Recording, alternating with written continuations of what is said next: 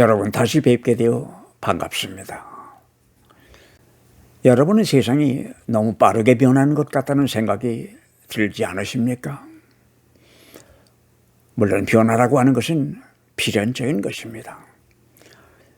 이 세상에 살아있는 모든 것은 변하게 마련이기 때문입니다.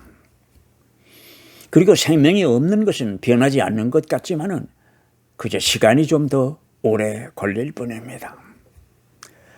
그런데 문제는 어떤 방향으로 변하느냐고 하는 것입니다. 오늘의 세상을 보면서 옳은 방향으로 변하고 있다고 생각하는 사람이 몇이나 될까 하는 생각을 해봅니다. 제가 이렇게 얘기를 하면 세상을 너무 부정적으로만 보는 것일까요? 세상은 그렇다 치더라도 교회는 더 나은가 하는 것입니다. 제가 사는 호주도 그런 지가 오래되었지만 한국도 서양물을 먹더니 닮아가는 것 같습니다. 주일 예배 참석하는 인원이 작아지더니 이제는 교회에 노인들뿐인 교회가 많습니다.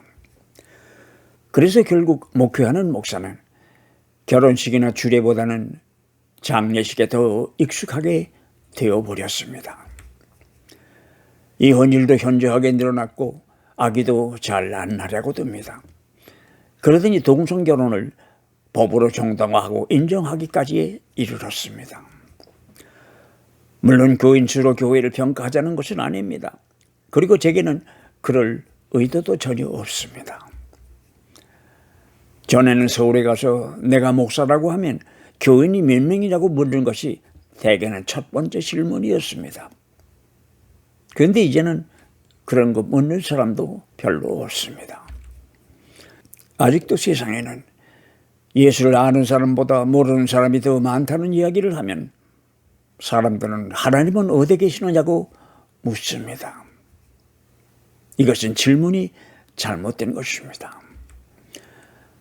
더 진실에 가까운 질문은 아마도 하나님의 사람들은 어디에 있느냐고 해야 맞을 것입니다. 오늘처럼 세상을 변화시킬 수 있는 믿음의 사람들이 꼭 필요한 적은 일찍이 없었던 것 같다는 생각이 들기 때문입니다. 사도 바울은 로마서를 쓰면서 1장 1절부터 8절까지 인사말을 전한 다음에 그가 로마 방문을 갈망한다는 의사를 내비치고 있습니다. 바울이 로마를 가려는 이유는 관광이 아니었습니다. 전에 만난 일도 없는 사람들을 만나려고 가는 것이었습니다. 그렇다고 자기가 돈이 없으니 비행기표를 보내달라는 이야기도 아닙니다. 9절에서 13절을 보면 당시 세계의 중심이었던 로마를 방문하려는 이유를 조금 더 상세하게 설명하고 있습니다. 11절에 보면 내가 여러분을 간절히 보고 싶어 하는 것은 여러분에게 어떠한 신령한 은사를 나누어 주어서 여러분을 굳세게 하려는 것이라고 했습니다. 그리고 나서 14절에서 17절까지를 읽어 내려가다 보면 로마에 가고 싶은 정말 이유를 설명하고 있습니다. 한마디로 유대인의 복음을 세계의 복음으로 만들기를 소원하기 때문이라는 것입니다. 얼마나 대단한 바울 같은 희망이며 포부입니까? 미안한 질문이지만 교회 나오는 사람들을 보고 왜 교회 나오십니까? 왜 교인이 되셨습니까? 라고 물는다면 구원을 받기 위하여 교회에 나온다고 할 것입니다. 옳은 말입니다. 그런데 그 다음은요. 그 다음은 없는 것입니다. 거기에서 끝나는 거예요. 그런데 사도 바울은 세상을 변화시키기 위하여 그것도 다른 세상이 아닌 우리가 사는 이 세상을 변화시키고 싶다는 것입니다. 그것이 바로 바울이 로마에 가려는 목적이었습니다. 제가 멜번 한일 교회에서 장로로 교회를 섬길 때 이민은 젊은 사람들이 교회에 나오면 이야기를 할 기회가 있어서 호주에는 어떻게 왔느냐고 물어보았습니다. 그러면 어떤 사람은 대한항공 칼기를 타고 왔다고 하는 사람도 있었습니다. 그때는 칼기의 직통 노선이 호주와 한국 사이에 개설된 지가 얼마 되지를 않았을 때였기 때문이었겠지만은 질문의 요지는 어떻게가 아니라 왜였는데 그렇게 직설적으로 물어볼 수가 없으니 어떻게 왔느냐고 물었던 것입니다. 그래서 결국은 우문우답이 되는 경우가 종종 있었습니다. 그런데 하루는 한 젊은이가 아주 당당하게 호주를 변화시키기 위하여서 왔다고 했습니다. 나는 그 예상치 못했던 그 젊은이의 말을 듣고는 놀랐던 일이 있었습니다. 바울 자신이 바로 세상을 변화시키는 믿음의 모델이 아니었나 하는 생각을 하게 됩니다.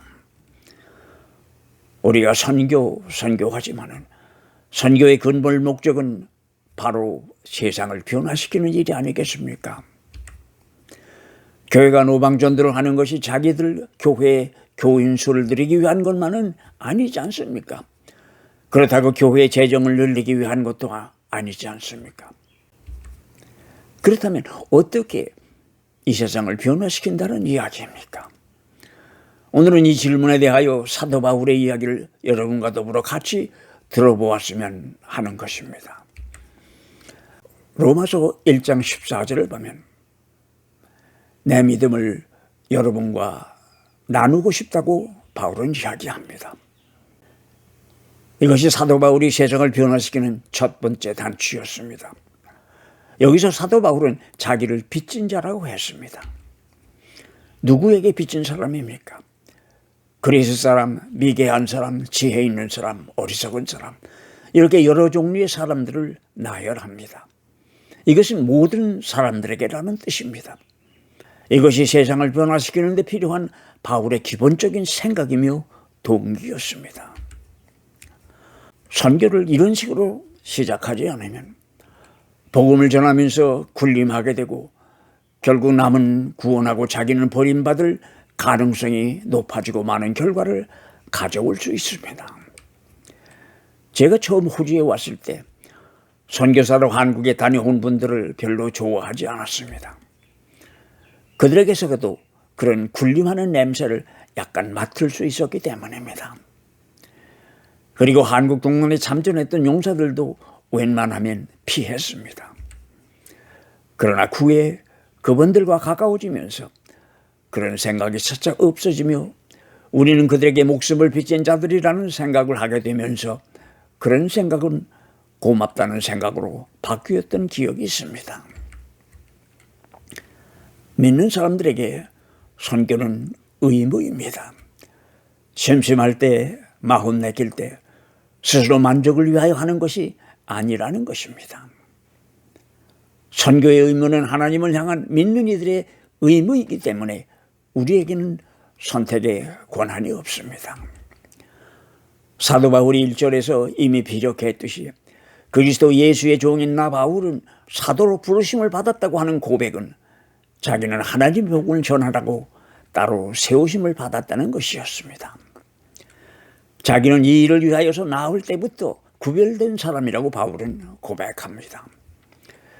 그러니 이제는 도망할 수 없는 처지가 되어서 죽으나 사나 이것은 자기가 해야 할 일이라는 고백입니다. 요사의 표현을 사용한다면 바울은 해외 선교가 자기에게 주어진 사명이라고 믿었던 것입니다. 바울이 선교를 자기의 사명이라고 생각했던 이유는 14절 이하에서 자기는 모든 사람에게 빚진 자이기 때문이라고 했습니다. 바울에게 선교라고 하는 것은 해도 되고 안 해도 되는 그런 것이 아니라 꼭 갚아야 할 빚 같은 것이라고 생각했던 것입니다.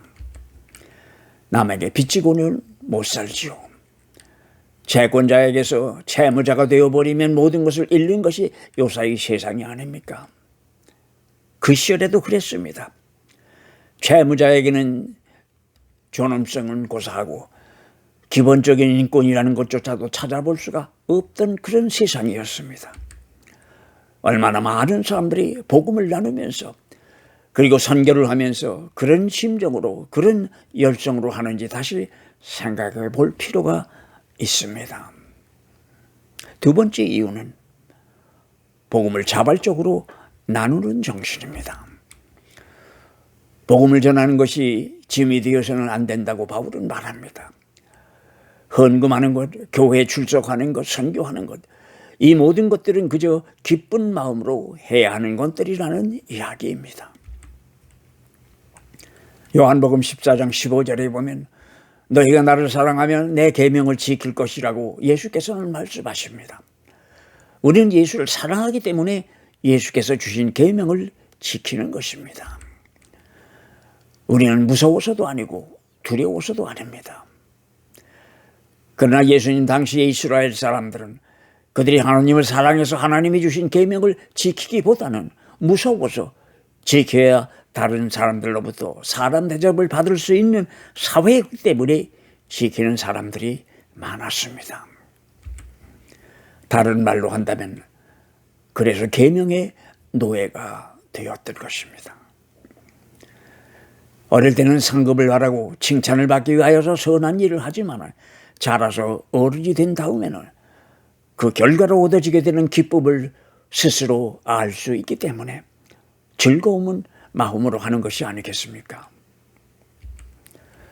빌립보서 1장 21절에도 사도 바울은 나에게는 사는 것이 그리스도이시니 죽는 것도 유익하다고 했습니다. 그리스도가 내게 있으니 죽는다고 해도 달라질 것이 없다는 뜻이겠습니다. 왜냐고요? 그는 내 속에 생명이기 때문이라는 것입니다. 세 번째는 복음 밖에는 구원이 없기 때문에 나여야 한다는 것입니다. 믿음은 다른 이와 나누지 않으면 성장하지 않습니다. 다른 사람과 나누지 못하는 믿음을 사람들은 안진뱅이 믿음이라고 합니다. 기독교란 어떤 종교입니까? 구원의 길을 가르치는 종교입니다. 다시 말하면 예수께서 가르쳐 주신 구원의 길을 사람들에게 알리는 것입니다. 예수께서는 말씀하십니다. I am the way. 자기 스스로를 길이라고 하셨습니다. 무슨 길입니까? 하나님께로 가는 길을 말씀하고 계신 것입니다. 여기서 길이라고 하는 것은 하나님으로부터 멀어져 하나님을 모르는 인간이 하나님께로 다시 돌아가는 길을 말씀하고 계신 것입니다. 믿음은 나누어야 성장을 합니다. 다음 주 저녁 8시에 여러분 다시 뵙겠습니다. 감사합니다.